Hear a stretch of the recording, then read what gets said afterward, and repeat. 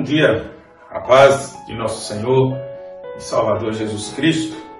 Domingo de ceia, primeira ceia do ano. Daqui a pouco, logo mais à noite, estaremos ceando. Mas quero te convidar para a nossa lição de hoje da Escola Bíblica.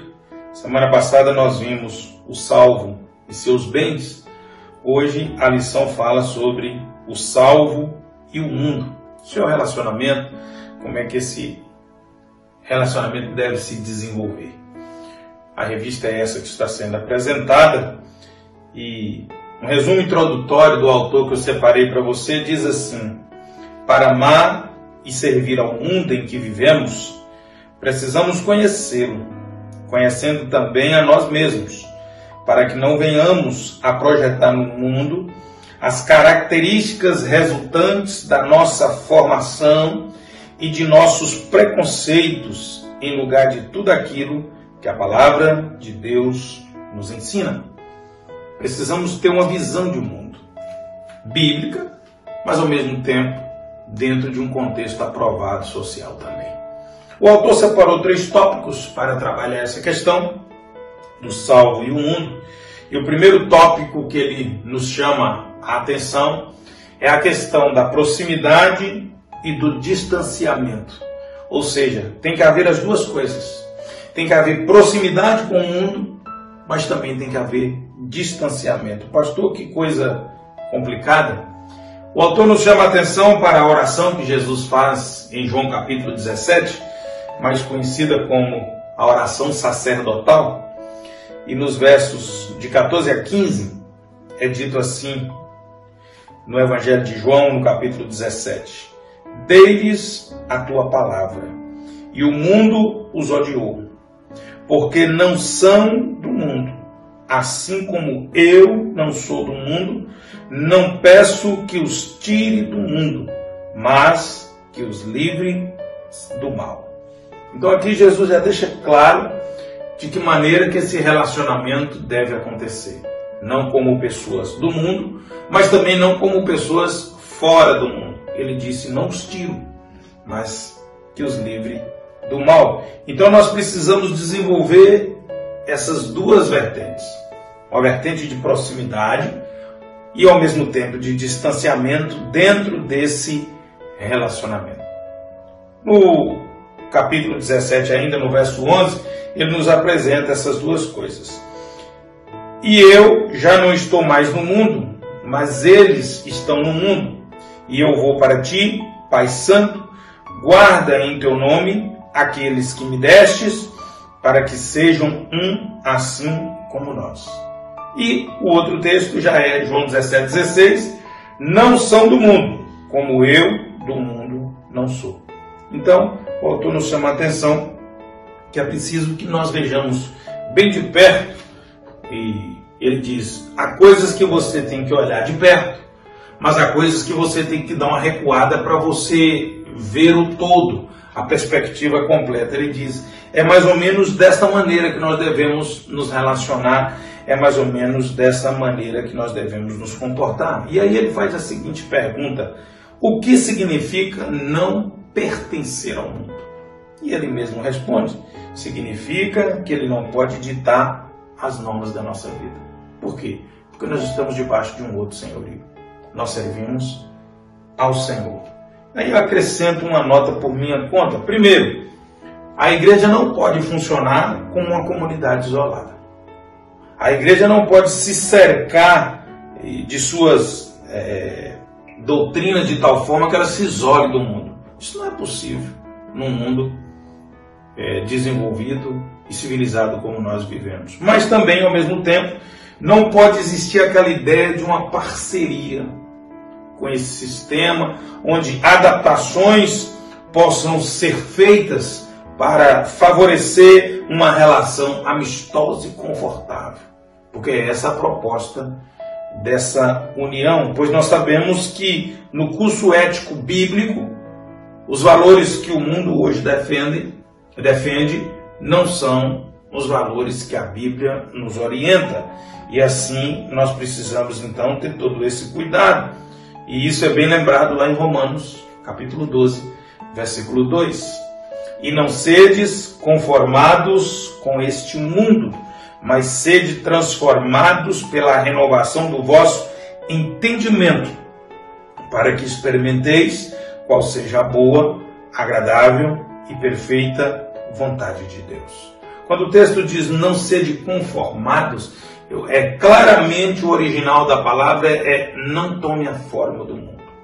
Não entre na forma que o mundo está modelando as coisas. E aí ele diz, mas sede transformados pela renovação do vosso entendimento, ou seja, renove sua maneira de pensar. E essa renovação ela precisa ser bíblica. Essa renovação ela precisa ser de acordo com o que diz as Escrituras. Nós precisamos inteirar disso. Porque senão nós vamos cair naquela proposta dos nicolaítas.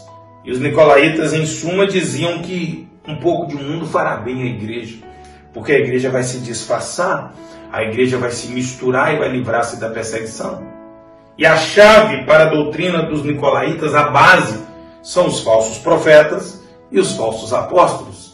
E nós temos visto eles se levantando dia após dia, porque assim eles falam, reivindicando a autoridade que na realidade não possuem, mas assim persuadem as pessoas a desobedecerem a palavra. E aí nós precisamos tomar todo o cuidado também para não nos acharmos melhores do que ninguém. Eu vou cancelar tal amizade, eu vou cancelar tal pai. Não, nós precisamos de viver um relacionamento ordeiro, e isso me faz lembrar a frase de um grande pregador. Ele dizia assim, não vejo problema em um cristão estar perto de mundanos. Vejo problema quando os cristãos perto destes se comportam semelhante ou pior que eles. Aí sim nós temos um grande problema. Nós não podemos esquecer que a nossa essência, que a nossa referência bíblica é que nós somos sal. Nós devemos temperar as relações. Como que nós fazemos isso? Demonstrando amor, demonstrando cuidado, demonstrando através do nosso testemunho que vivemos uma vida boa e provocar, inspirar nas pessoas desejo de usufruir dessa vida, quer pela paz, quer pela alegria, quer pela satisfação. Nós precisamos mostrar isso, e é assim que nós vamos começar a viver esse relacionamento baseado nessas duas premissas, com distanciamento e ao mesmo tempo com relacionamento. Esse é o primeiro tópico, e aí nós vamos entrar no segundo tópico. O autor diz que para nós desenvolvermos esse relacionamento com o mundo, é essencial que nós desenvolvamos uma relação de amor. Eu até coloquei esse desenhozinho aí das pessoas agora, porque é um tal de fazer coraçãozinho, declarar amor, porque está na frente de um telefone, porque está num sol da praia, mas tão logo termina a foto já começa a desavença. Então isso não é amor. Amor não é expressão visual. Amor é afeto. Amor é aquilo que eu afeta a vida do outro e o outro me afeta com aquilo. Então eu preciso ter essa tranquilidade. E o texto que mais nos chama a atenção para isso é João, capítulo 3, versículo 16. Porque Deus amou o mundo de tal maneira. Essa expressão ela é uma afirmação ao mesmo tempo compreensiva, mas também ao mesmo tempo enigmática. Porque Deus amou o mundo de tal maneira. Que tal maneira foi essa? Que tal maneira é essa? Esse tal maneira ele é abrangente. Mas esse tal maneira fala a maneira que Deus amou. E isso ao mesmo tempo impõe sobre nós uma responsabilidade. Quando nós lemos 1 João 2, de 15 a 17, e diz assim, não ameis o mundo, nem o que no mundo há. Se alguém ama o mundo, o amor do Pai não está nele. Porque tudo que há no mundo, a concupiscência da carne, a concupiscência dos olhos, a soberba da vida, não é do Pai, mas do mundo. E o mundo passa, e sua concupiscência, mas aquele que faz a vontade de Deus permanece para sempre. Esse texto ele nos explica 3 momentos. Primeiro, o texto pode nos dar uma impressão de descanso. Aparentemente, o primeiro versículo, quando diz não ameis o mundo nem o que nele há, parece que nos exime de algumas responsabilidades. No segundo momento, quando ele fala de tudo que há no mundo, a concupiscência da carne, a concupiscência dos olhos e a soberba da vida, ele aponta para os 3 níveis de tentação que Adão foi tentado com a esposa lá, com Eva. Viu que o fruto era agradável, deu desejo para ter entendimento. Então ele está apresentando essas 3 essências: a concupiscência da carne, a dos olhos e a soberba da vida. Mas em seguida ele diz algo que vai concluir. Ele diz: o mundo passa e seus desejos, sua concupiscência, mas aquele que faz a vontade de Deus permanece para sempre. O que obedece à palavra de Deus tem a vida eterna. É isso que ele está dizendo. E aí a gente começa a entender essa vontade em 1 João 3, de 16 a 18. Conhecemos o amor nisso, que ele deu sua vida por nós, e nós devemos dar a vida pelos irmãos. Quem, pois, tiver bens do mundo e vendo seu irmão necessitado, lhe cerrar as suas entranhas, como entrará nele o amor de Deus? Meus filhinhos, não amemos de palavra e nem de língua, mas por obra e em verdade. Entende quando eu digo que não é só fazer coraçãozinho? É amar de verdade. A revista diz que esse sistema através do qual o mundo está edificado, ele tem um fundamento no pecado, e esse fundamento no pecado é o que nós não devemos amar.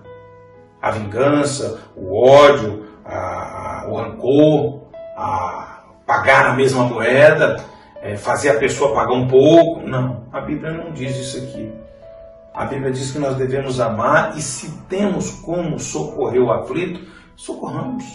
Isso é amor, isso é obra, isso é coisa que nós podemos fazer. E se aquilo que chegou, eu entendo dessa forma, se aquilo que chegou perto de você, na sua condição, é porque Deus está chamando você para fazer. A pessoa que bate na sua porta, que pede água, é porque Deus entende que você tem água na sua casa e você pode saciar a sede daquela pessoa. Então nós precisamos... não, ele toca em outra campainha, outra pessoa vai atender. Não, não é isso. O texto é muito claro. Mas quando eu volto para 1 João capítulo 2, versos de 15 a 17, isso também nos dá uma ideia da segunda tentação, ou a tentação do segundo Adão, melhor dizendo. Que o primeiro Adão vai cair nesses 3 níveis de tentação, e Jesus será levado aos mesmos níveis de tentação, porque primeiro ele é tentado nas necessidades físicas, o fruto foi apresentado como algo comestível. Depois ele foi tentado na necessidade de sua vaidade, você terá entendimento como Deus, joga daqui de cima. E depois ele será tentado no seu desejo de poder, eu te dou todos os reinos se você me adorar. O segundo Adão também, o primeiro Adão também foi. Você será como Deus, você saberá discernir o bem e o mal. Então o nível de tentação continua. A armadilha é velha, a armadilha é antiga, e Satanás continua capturando os homens do mesmo jeito. Primeiro ele apela para as necessidades físicas, e alguns, em nome das necessidades físicas, literalmente trocam Deus e trocam as Escrituras. Outros, pela necessidade de suas vaidades, de suas vanglórias e soberba, fazem a mesma coisa.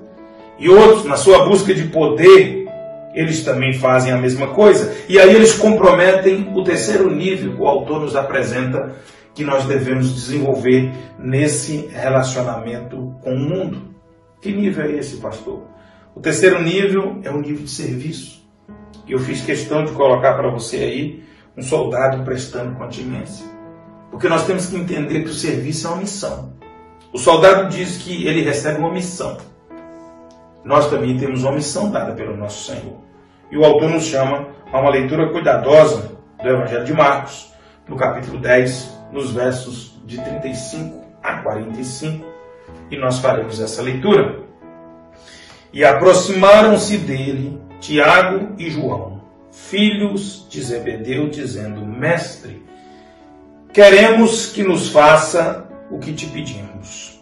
E ele lhes disse: que quereis que vos faça? E eles disseram: concede-nos que na tua glória nos assentemos, um à tua direita e outro à tua esquerda. Mas Jesus lhes disse: não sabeis o que pedis. Podeis beber vós o cálice que eu bebo, e ser batizados com o batismo em que eu sou batizado? E eles lhes disseram: podemos. Jesus, porém, lhes disse: em verdade vos digo, em verdade vós bebereis o cálice que eu beber. E sereis batizados com o batismo com que eu sou batizado. Mas o assentar-se à minha direita ou à minha esquerda não me pertence a mim conceder. Mas isso é para aqueles a quem está reservado. E os 10, tendo ouvido isso, começaram a indignar-se contra Tiago e João. Mas Jesus, chamando-os a si, disse-lhes: sabei que os que julgam ser príncipes dos gentios, deles se assenhoram, e os seus grandes usam de autoridade sobre eles. Mas entre vós não será assim.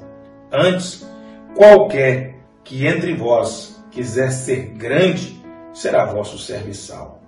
E qualquer que dentre vós quiser ser o primeiro, será servo de todos.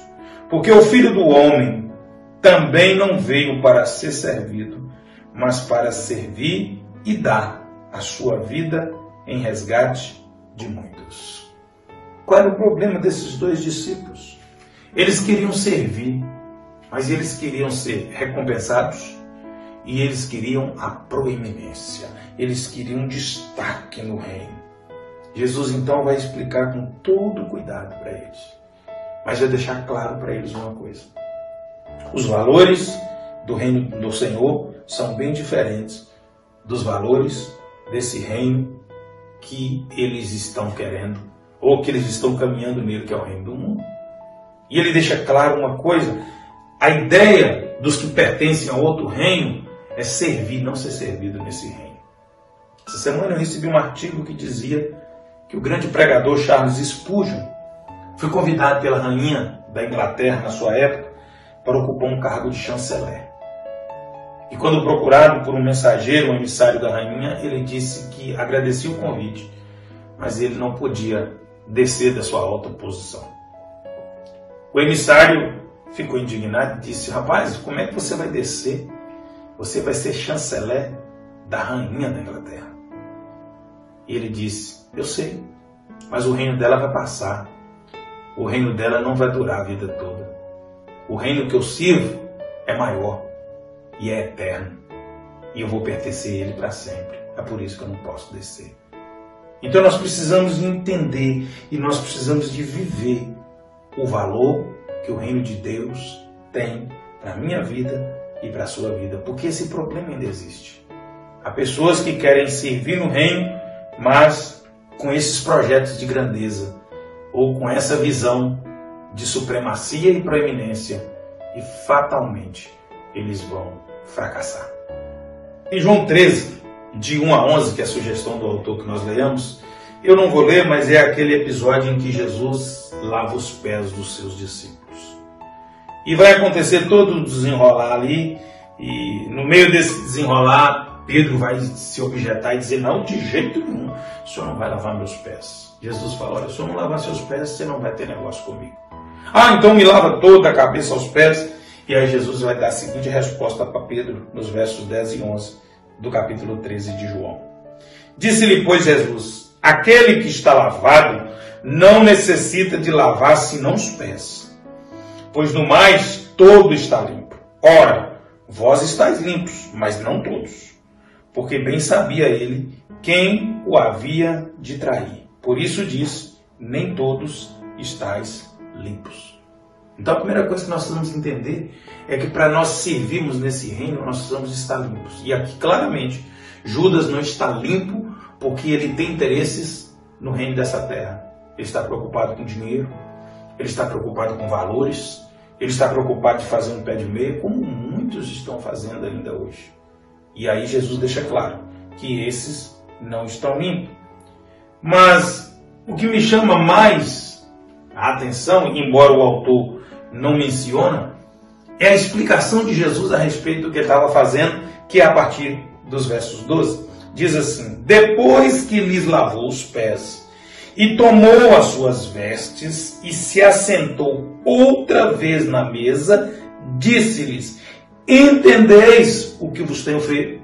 Jesus perguntou para eles, pediu um feedback: vocês entenderam o que eu fiz ali? Vós me chamais de mestre e senhor, e dizeis bem, porque eu sou. Ora, Se eu, Senhor e Mestre, vos lavei os pés, vós deveis também lavar os pés uns dos outros, porque eu vos dei o exemplo, para que como eu vos fiz, façais vós também. Na verdade e na verdade. É a palavra garantindo a própria palavra.